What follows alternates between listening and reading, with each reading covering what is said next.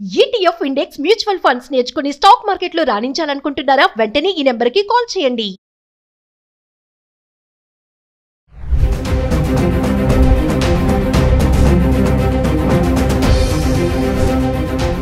Hi hello నమస్తే, welcome back to Suman TV. ప్రస్తుతం మనతో పాటు ఉన్నారు అనలిస్ట్ మందడి కృష్ణారెడ్డి గారు. సార్తో మాట్లాడదాం. నమస్తే అండి.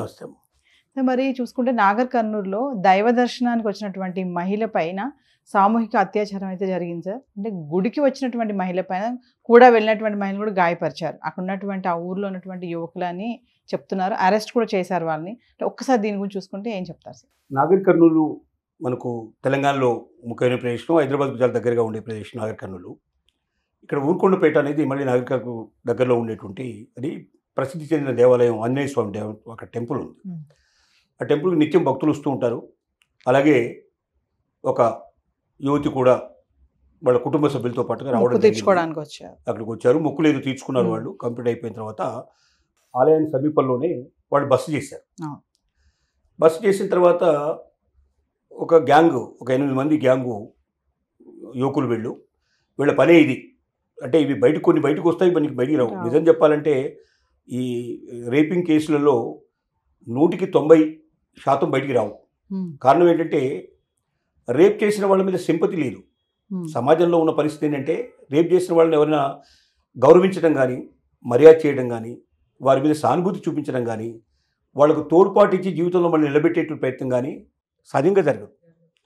రేప్ అనే ఒక ముద్ర పడిన తర్వాత ఆ యువతిని పెళ్లి చేసుకోవడానికి ఎవరు ముందుకు రారు. ఆ కుటుంబానికి కూడా ఒక రకంగా వాళ్ళని దూరం పెట్టడానికి ప్రయత్నం చేస్తారు.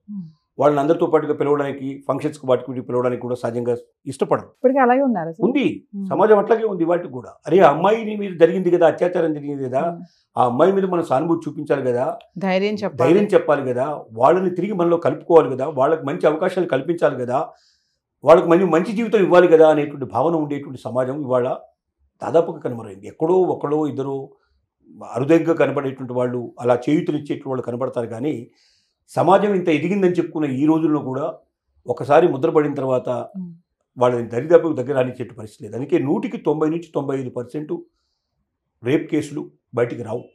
ఎందుకంటే చెప్పుకోవడం వల్ల ఉన్న పరువు పోతుంది, మర్యాద పోతుంది, మనకు సమాజంలో ఉండేటువంటి ఈ అవకాశాలన్నీ దూరం అయిపోతాయని ఎప్పుడైతే తెలుస్తుందో కుటుంబం ఏమవుతుంది, అవతల వాడికి శిక్ష పడుతుంది. అంతకన్నా వచ్చేది వీళ్ళకైతే డబ్బు ఇచ్చేది లేదు, లేకపోతే వీళ్ళకి ఇంకే రకంగా ఆదుకునేది లేదు. వీళ్ళు స్థిరపడడానికి ప్రయత్నం చేసేది గవర్నమెంట్ ఏం చేయరు. చేసేది ఏముంది, మనం క్రిమినల్ కేసు పెడతాం. క్రిమినల్ కేసులో ఎప్పుడూ డబ్బు రాదు. ఒకటే జ్ఞాపకం పెట్టుకోవాల్సింది, ప్రపంచంలో ఎవరైనా సరే గుర్తుపెట్టాల్సిన విషయం ఏంటంటే క్రిమినల్ కేసులు ఎప్పుడు మనీ ఇవ్వవు. క్రిమినల్ కేసులో జరిగేది ఏమిటంటే ఎవడైతే క్రైమ్ చేశాడో వాడికి శిక్ష పడుతుంది. వాడికి నిజంగా 10 ఏళ్ళు శిక్ష పడింది, లేదా లైఫ్ సెంటెన్స్ అయ్యింది. ఈ అమ్మాయికి వచ్చేది ఏమిటి, ఈ అమ్మాయి పోగొట్టుకునేది తిరిగి తెచ్చుకునేది ఏంటి? కాబట్టి దానికి తోడుగా ఇలాంటి రేప్ కేసుల్లో చట్టాలు మారాల్సిన అవసరం ఉంది. వాళ్ళు తిరిగి జీవితంలో బలంగా నిలబడటానికి కావాల్సిన చేయూతనిచ్చేటట్టు పరిస్థితులు కూడా కల్పించాల్సిన బాధ్యత చట్టానికి ఉంది. చట్టంలో ఆ మార్పు రావాలి. అవతల వాడికి శిక్ష పడటమే కాదు, ఈ అమ్మాయి ఉన్నతంగా నిలబడడానికి కావాల్సిన చేయూతని ఇవ్వాలి. అంటే వాడి దగ్గర నుంచి వసూలు చేసి ఇస్తారా, లేదా ప్రభుత్వం ఇస్తుందా, ఎలా జరుగుతుంది అనేది చట్టం చెప్పాలి. అంటే వాడు ఇవ్వగలిగితే వాడితో ఇప్పించాలి, వాడు ఇవ్వలేని పరిస్థితి ఉంటే ప్రభుత్వం ఇవ్వాలి, ఉద్యోగం ఇవ్వాలి, గవర్నమెంట్ ఉద్యోగాలు లాంటి ఉద్యోగాలు కల్పించాలి, ఉన్నతమైన పదవులు ఇవ్వాలి, లేదా నిలబడడానికి కావాల్సిన డబ్బు, చేయూత, చదువుకోవడానికి కావాల్సిన చేయూత, ఆర్థిక సాయాలు ఏం కావాలి, ఇవన్నీ చేసేటువంటి పరిస్థితుల్లో పతనాస్తకు పోకుండా ఒక రేపుకు గురైనటువంటి ఒక యువతి, ఒక అమ్మాయి జీవితంలో మరి నిలబడి సమున్నతంగా తలెత్తుకుని నిలబడగలిగేటువంటి పరిస్థితుల్లో రావాలి. కానీ దురదృష్టవశాత్తు ఇప్పటిదాకా అవి లేవు. ఇక్కడ జరిగింది ఏంటంటే ఈ అమ్మాయి బయటికి వెళ్ళడానికి వాళ్ళు ఇంకొక యూత్తో కలిసి బయటికి వెళ్ళింది. ఈ బహిరంగ కాలకృత్యాలు తెచ్చుకునే పద్ధతులు కూడా, అవకాశాలు కూడా చాలా తక్కువ. మీకు ఊళ్ళలోకి పోతున్న కొద్ది తక్కువ ఉంటాయి. ఇది మన మోడీ గారి ఇది మొత్తం టోటల్గా క్లీన్లీనెస్ గురించి ఒక ఆలోచన వచ్చినప్పుడు స్వచ్ఛ భారత్ అనేటువంటి ప్రకటించిన తర్వాత కొంచెం ఎక్కువైనాయి, కానీ ఇంకా 100% రాలేదు. ఈ పరిస్థితుల్లో ఏమైందంటే వాళ్ళు ఇద్దరు బయటికి వెళ్ళారు. దాంట్లో వెంట వచ్చిన యూత్ని ఈ రెక్కీ చేసినటువంటి 8 మంది వాళ్ళ పనే ఇది. అటు తిరుగుతుంటారు, మద్యం తాగి దేవాలయం ఉన్నారంట. చూస్తారు, వాళ్ళని చేస్తుంటారు.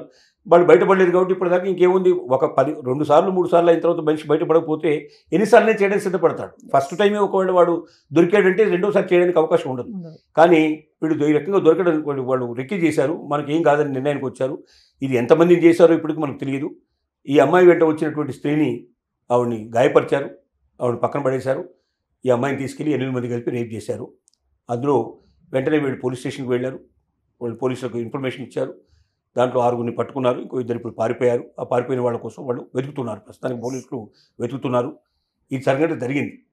ఈ సంఘటన బట్టి మనం అర్థం చేసుకోవాల్సింది, ఆలోచించాల్సిందంటే, ఒకటి ఎప్పుడు కూడా ఒక కుటుంబంతో మనం కలిసి వెళ్ళినప్పుడు ఒకడో ఇద్దరు బయటకు వెళ్లకుండా తగిన రక్షణ కల్పించుకొని వెళ్ళడం అనేది చాలా అవసరం.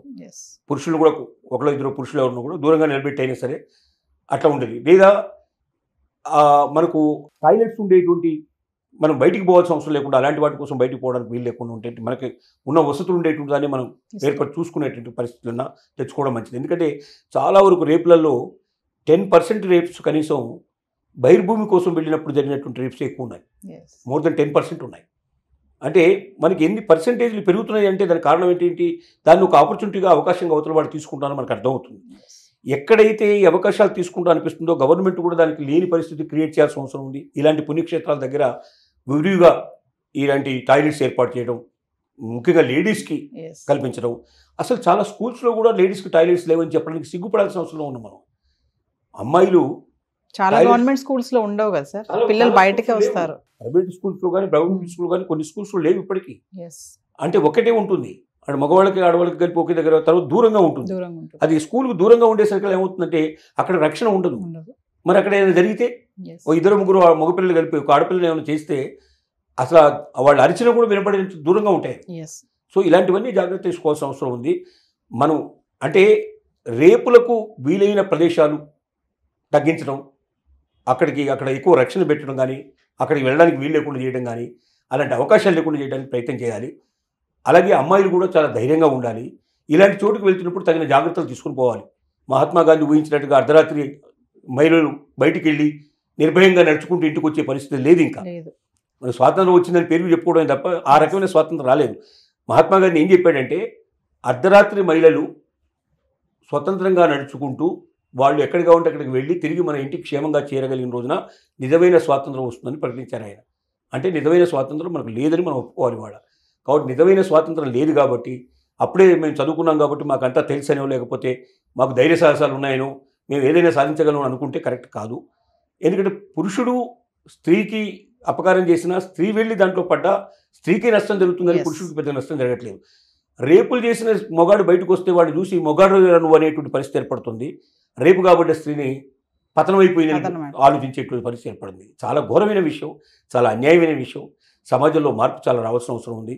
అన్యాయం జరిగిన వాళ్ళకు మనం చేయూతనివ్వాలి, వాళ్ళని పైకి తీసుకురావాలి, వాళ్ళకి సానుభూతి చూపించాలి, వాళ్ళను గొప్పవాళ్ళుగా తయారు చేసి వాళ్ళు తిరిగి ఇవన్నీ మర్చిపోయేటట్టుగా చేసే ప్రయత్నం మనం చేయాలి. కానీ వాళ్ళ కుండు మీద కారం జరిగినట్టుగా వాళ్ళని హింసిస్తూ, బాధ పెడుతూ, వాళ్ళని దూరం పెడుతూ, సమాజం లోపల వాళ్ళకి పనికిరాని వ్యక్తులను, చెడిపోయిన వ్యక్తులను చూసేటువంటి ఆచారాలు, సంస్కృతి మారాలి.